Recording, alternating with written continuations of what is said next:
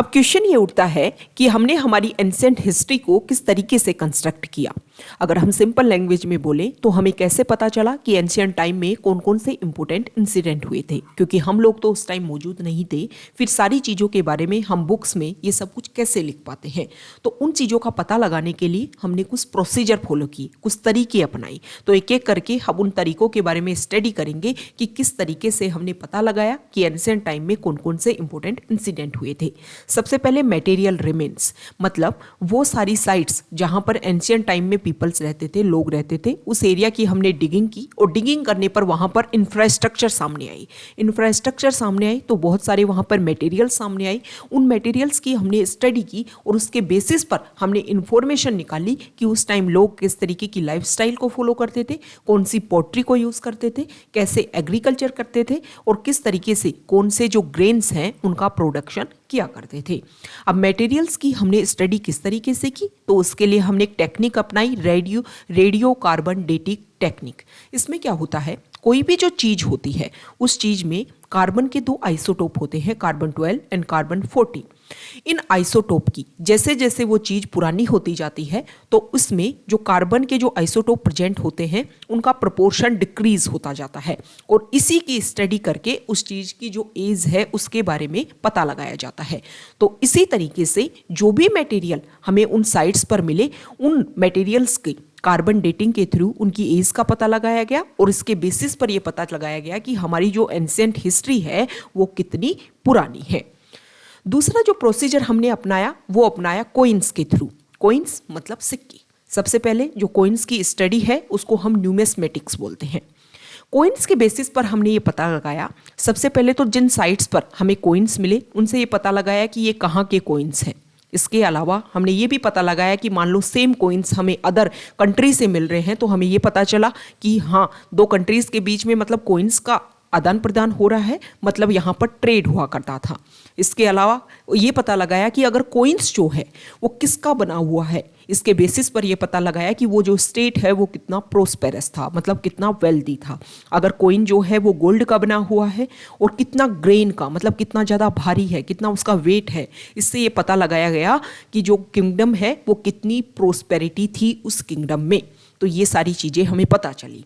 अब कोइंस के ऊपर कौन कौन सी पिक्चर, कौन कौन सी इमेज यूज़ की जाती थी, इससे उन सोसाइटी की उस टाइम की जो हिस्ट्री है उसकी रिलीजियस, कल्चरल, हिस्टोरिकल जो वैल्यूज़ है उनके बारे में पता चला। तो ये हम पता लगाने की कोशिश कर रहे हैं कि हमने एंशिएंट हिस्ट्री को किस तरीके से कंस्ट्रक्ट किया था। नेक्स्ट जो हमने प्रोसीजर अपनाया वो हमने स्टडी की इंस्क्रिप्शंस की। इंस्क्रिप्शन क्या होते हैं कि किसी भी हार्ड सरफेस के ऊपर जब कुछ लिखा जाता है तो उसको बोला जाता है इंस्क्रिप्शन। अब ये हार्ड सरफेस जो है वो स्टोन हो सकता है, मतलब पत्थर के ऊपर कुछ लिखा गया हो, किसी दीवार के ऊपर, वॉल के ऊपर कुछ लिखा गया हो, या फिर किसी रॉक के ऊपर कुछ लिखा गया हो, या फिर जो मतलब एक तरीके से धातु की जो प्लेटें होती हैं उनके ऊपर कुछ लिखा गया हो। तो इस तरीके से जो हार्ड सरफेस के ऊपर कुछ लिखा जाता है उसको बोला जाता है इंस्क्रिप्शन। इंस्क्रिप्शन की स्टडी को बोला जाता है एपिग्राफी। और इन इंस्क्रिप्शन के ऊपर जो लिखा गया था उस लिखावट की जो स्टडी की जाती है, जो राइटिंग्स जो लिखी गई थी उन इंस्क्रिप्शन के ऊपर, उनकी जो स्टडी होती है उसको बोला जाता है पैलियोग्राफी। अब ये जो इंस्क्रिप्शन है, शुरुआत में हमने देखा कि जो इंस्क्रिप्शन है वो प्राकृत लैंग्वेज में हमें मिलते हैं। बाद में जो इंस्क्रिप्शन है वो संस्कृत लैंग्वेज में या फिर रीजनल लैंग्वेज में भी वो फाउंड होने लग जाते हैं। ज़्यादातर हमने देखा कि इंस्क्रिप्शन से जो भी उस टाइम के किंगडम के रूलर रहा करते थे उससे पता चलता था कि जो रूलर कौन है, कौन से रूलर ने किस चीज़ का डोनेट किया था, किस चीज़ को कंस्ट्रक्ट करवाया था। क्योंकि जब भी जैसे कोई टेम्पल बना या फिर कोई बिल्डिंग डेवलप हुई, उस बिल्डिंग के सामने एक तरीके से इंस्क्रिप्शन लगाया जाता था। उसमें उस राजा के बारे में, उस रूलर के बारे में, उसके डायनेस्टी से रिलेटेड, उसकी फैमिली से रिलेटेड, उसके कौन कौन से डोनेशन किए हैं, कौन कौन से उसके एंसेस्टर हुए हैं, ये सब कुछ इस इंस्क्रिप्शन में बताया जाता था। एग्जाम्पल के थ्रू आप ऐसे समझ लो कि प्रेजेंट टाइम में मान लो आपके शहर में किसी रोड का कंस्ट्रक्शन किया जाता है। रोड बनने के बाद में जैसे ही रोड की ओपनिंग होती है, उस रोड पर एक पत्थर लगाया जाता है। उस पत्थर की ओपनिंग करने कोई भी आएगा, आपके एरिया का एमपी आएगा, एमएलए आएगा, किसी सेज को या प्रिस्ट को बुलाया जाएगा। उसमें लिखा जाएगा कि ये बिल्डिंग, ये जो रोड है तब से इसका निर्माण स्टार्ट हुआ, तब से ये कंप्लीट हुई, इतना पैसा इसमें लगाया गया, इतना अप्रूवल हुआ था, इतना यहाँ पर बजरी लगी, इतना ये लगा, इसकी ओपनिंग किसने की, किस डेट को इसकी ओपनिंग की गई, ये सारी बातें आज भी लिखी जाती है ना। तो सेम इसी तरीके से उस टाइम भी लिखा जाता था।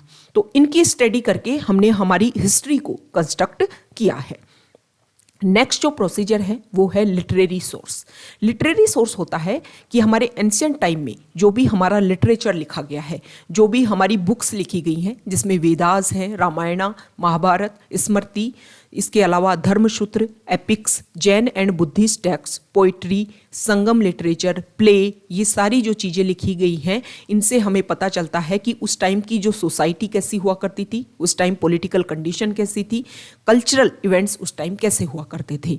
देखो, जब भी आप देखते हो कि हमारे जो राइटर होते हैं, आप चाहे प्रेजेंट टाइम में देख लो, बहुत सारे जो राइटर होते हैं वो अपनी जो भी बुक्स लिखते हैं वो करंट टाइम में जो भी सर्कमस्टेंसेज हैं उससे इन्फ्लुएंस होती हैं। तो उस टाइम में भी जो वेदास, रामायणा, जो भी हमारे एपिक्स लिखे गए, वो भी उस टाइम की जो भी सर्कमस्टेंसेज थी उससे इन्फ्लुएंस हुआ करते थे। तो उसी के बेसिस पर हमें पता चलता है कि उस टाइम किस तरीके की एक्टिविटीज़ थी उस टाइम की सोसाइटी में। नेक्स्ट जो हमारा सोर्स है वो है फॉरेनर अकाउंट्स। हमारे इंडिया में time to time Greek, Romans, Chinese foreigners हमारे यहाँ पर आए हैं।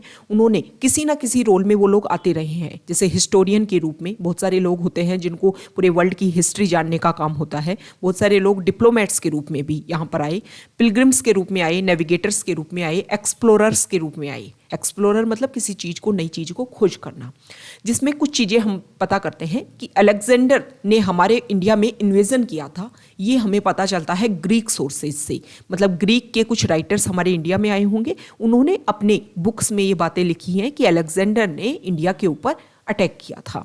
मेगस्थनीज ने इंडिका अपनी बुक लिखी और इस मेगस्थनीज की इस बुक में हमें मौर्यन पीरियड के बारे में पता चलता है। न सिर्फ उस पीरियड के बारे में पता चलता है, उस टाइम सोसाइटी कैसी रहा करती थी, रूलर कैसे थे, उस टाइम जो एक लोकल बॉडीज हुआ करती थी या नहीं हुआ करती थी, ये सब कुछ हमें पता चलता है। ठीक है।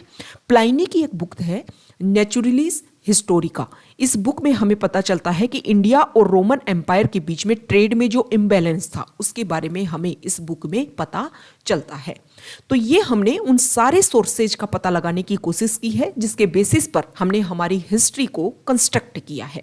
इससे हमें ये पता चलेगा कि हमारी हिस्ट्री जो है वो किस तरीके से डेवलप हुई। मतलब इससे जैसे जो मटेरियल्स हैं उनको जब हम स्टडी करते हैं तो उससे पता चलता है कि किस तरीके से पहले मान लो पत्थर यूज़ किए जाते थे, फिर ब्रिक्स यूज़ किए जाने लगी, फिर उनको पकाकर यूज़ किया जाने लगा। ये कार्बन डेटिंग के थ्रू, ये सारे प्रोसीजर के थ्रू ये सारी चीज़ें हमें क्लियर होने लगी। तो ये हमने हिस्ट्री को कंस्ट्रक्ट करने के वाले सारे के सारे सोर्सेज के बारे में स्टडी की है। अब जैसे जैसे हम हिस्ट्री को पढ़ेंगे ये सारे पॉइंट्स रेगुलर आते रहेंगे और वहाँ पर भी हम इनको क्लियर करते रहेंगे।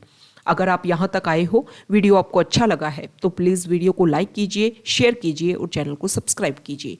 आप हमारे टेलीग्राम चैनल से भी जुड़ सकते हैं। टेलीग्राम चैनल का लिंक नीचे डिस्क्रिप्शन बॉक्स में दिया हुआ है। वहाँ पर कई इंपॉर्टेंट इन्फॉर्मेशन एंड PDF आप सभी के साथ में शेयर की जाती है।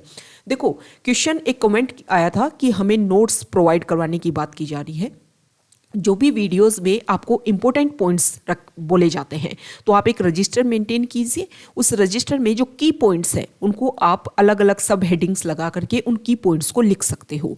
अब इसमें जो भी आपकी रेफरेंस बुक होती हैं, जैसे कि हिस्ट्री के लिए आपको तमिलनाडु की जो बुक है 11th-12th की, वो आपको पढ़नी होगी। इसके अलावा आप जो ओल्ड NCERT है वो स्टडी कर सकती हो, कोई भी एक रेफरेंस बुक रख सकते हो। अब ये जो वीडियो आप देख रहे हो इसमें की पॉइंट्स के सामने आपने रजिस्टर मेंटेन कर लिया।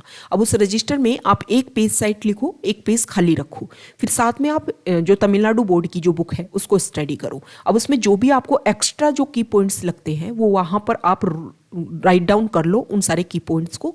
इससे आपके जो नोट्स हैं वो काफ़ी कंसाइज बन जाएंगे और आपको किसी भी अदर रेफरेंस बुक की फिर ज़रूरत नहीं पड़ेगी। ओके, तो इस तरीके से आप अपने नोट्स जो है वो प्रिपेयर कर सकते हो।